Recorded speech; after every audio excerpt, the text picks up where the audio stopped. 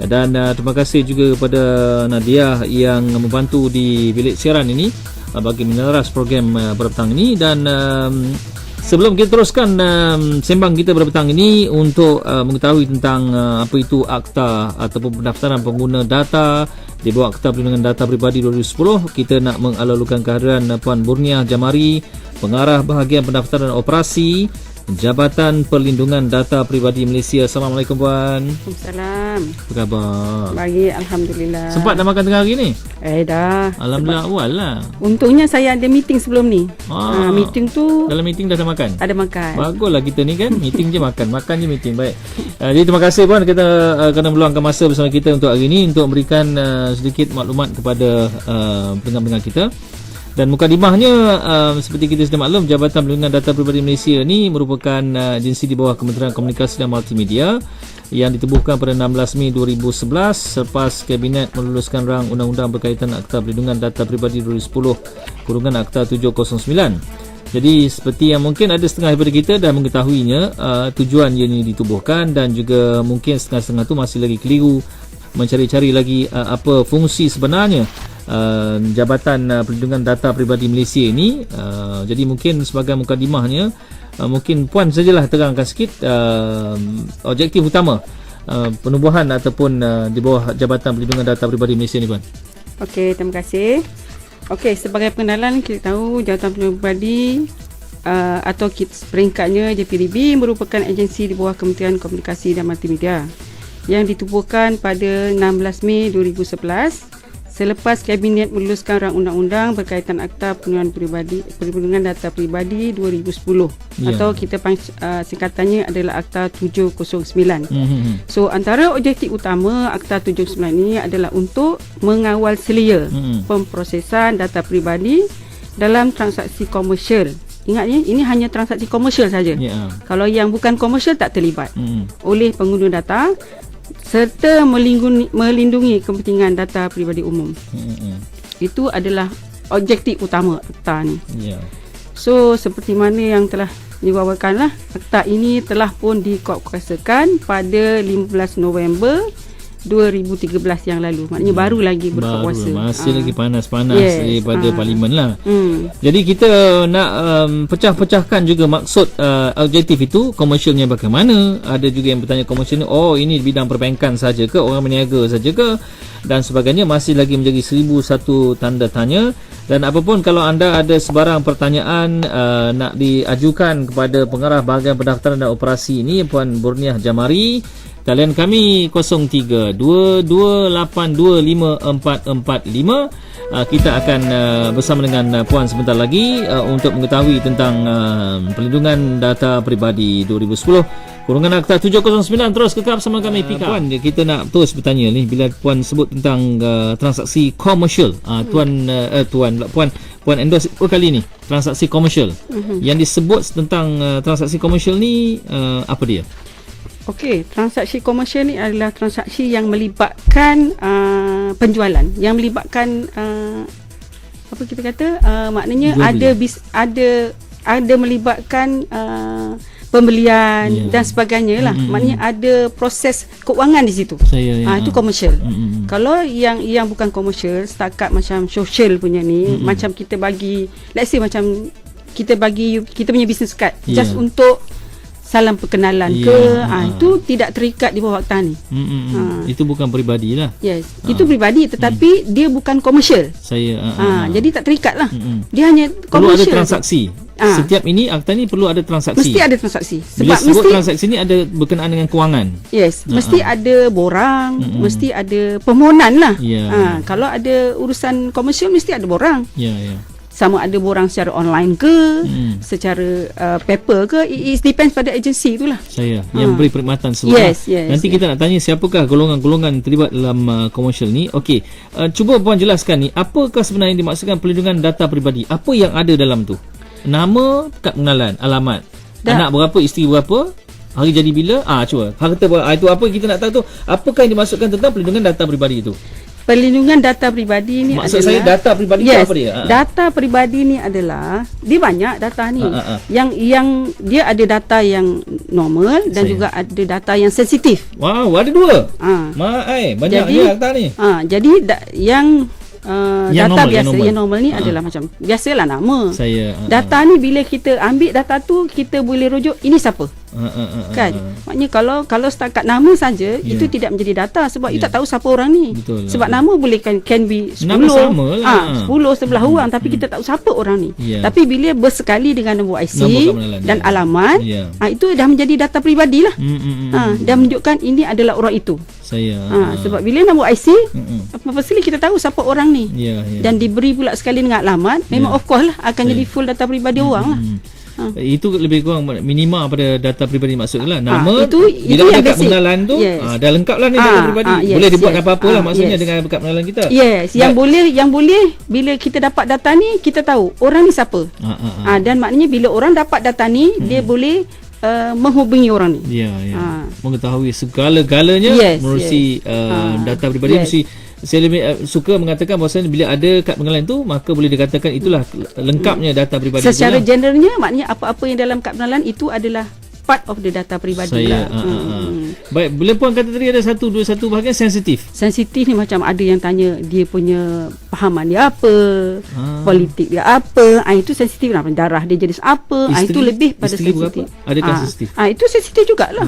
Orang boleh tahu dia isteri bapa kan. Kalau dia kategori kalau dia seorang wanita yang dah kahwin, dia dah janda, dia tak nak mengaku, ataupun dia masih tergantung tak bertali, dia tak mengaku. Adakah itu semua ini semua adakah perkara yang telah pun dilengkapkan dalam akta ni ataupun terkandung dalam mana-mana urusan sensitivity? Kita tidak menetapkan apa jenis data, as long as itu data peribadi yang boleh identify orang tu, kita consider dia data peribadi lah. Jadi tidak boleh dimaklumkan kepada orang lain.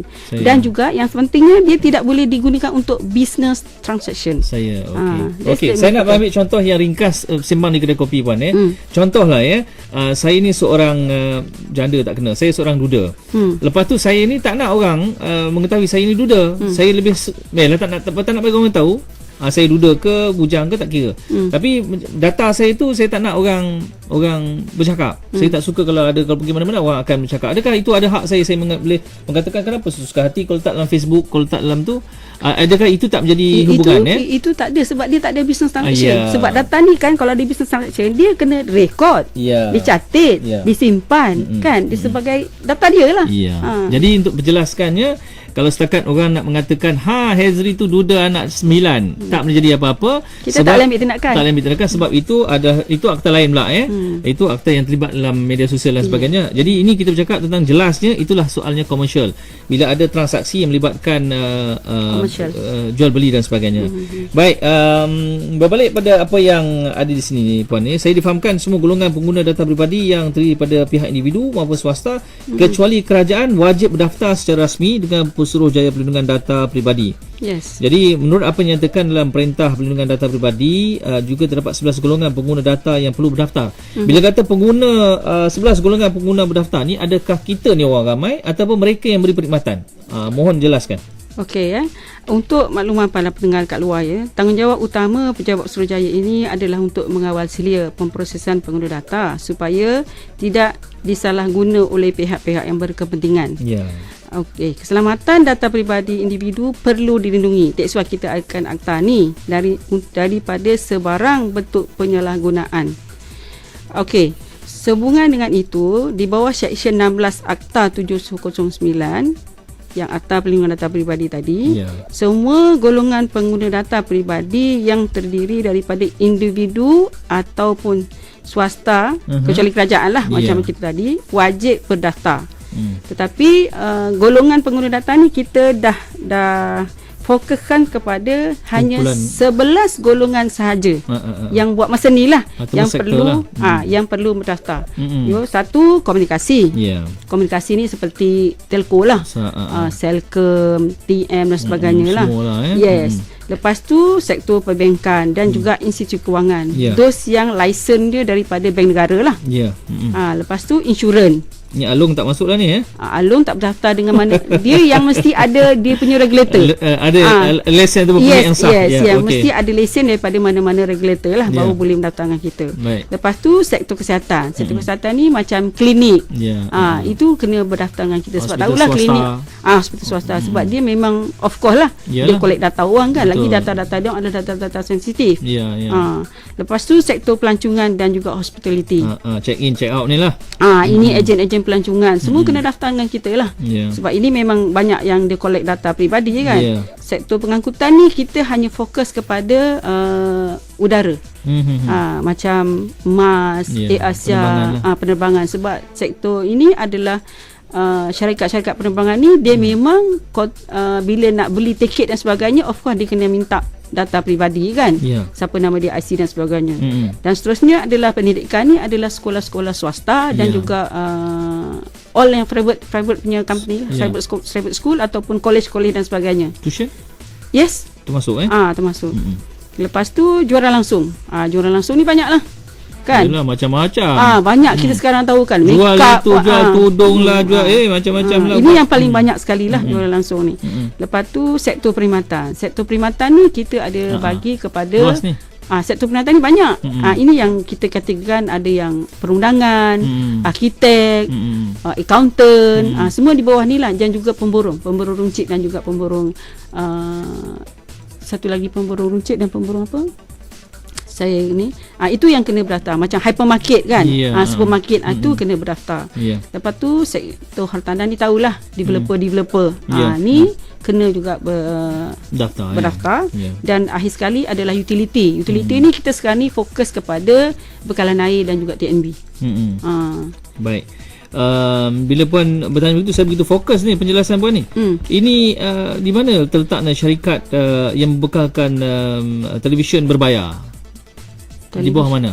Televisyen berbayar sekarang ni kita macam Astro. Astro mungkin ada Hyper TV, lepas tu ada yang baru-baru pula ni akan masuk. Untuk pengetahuan, mana-mana syarikat yang tidak dimasukkan di bawah ni dia tidak perlu mendaftar walaupun dia adalah pengguna data ataupun dia collect data peribadi daripada orang. Tapi yang penting walaupun dia tidak berdaftar dengan kita, dia mesti patuh kepada akta. Yang penting bila patuh kepada akta ni 7 prinsip tu dia kena patuh. Ada 7 prinsip? Yes, 7 prinsip yang mesti dipatuhi. Kita nak tahu prinsip-prinsipnya dan kita pun nak pelik juga kenapa tak ada pula syarikat yang ada yang begitu berjuta-juta pelanggannya pun tapi dia tak tersenarai. Ini pun tolong silat-silat tengok kat mana kedudukan akta tu dan mungkin dalam 7 prinsip tu. Baik, Kuala Lumpur kita bersembang lagi, kita take 5. Pengarah bahagian pendaftaran operasi Jabatan Perlindungan Data Peribadi Malaysia. Walaupun ini telah pun bermula pejabatnya baru ni je puan 13 November bukan. Pejabat kita dah start lama. Dah. Cuma akta ni dia kuasakan pada 15 November. Masih panas lagi buku yang saya pegang ni. Berasap-rasap jadi maksudnya maklumat-maklumat ni masih lagi segar dan fresh untuk puan kongsikan dengan kita. Puan, dalam pada puan kongsi tadi ada 11 sektor tadi dalam perkhidmatan ni. Mungkin kejap lagi pun kita akan imbas balik yang mana cari syarikat yang memberikan perkhidmatan TV berbayar ni, tak kira lah TV yang macam mana tu ni ada yang bertanya ni puan. Ni Razali dari Kepung bertanya. Ni Nadia dah ambil soalan ni.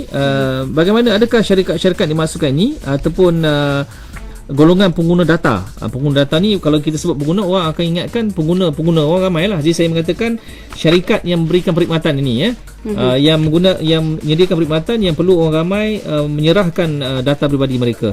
Adakah syarikat-syarikat ini hanya syarikat tertentu yang daftar di Malaysia saja?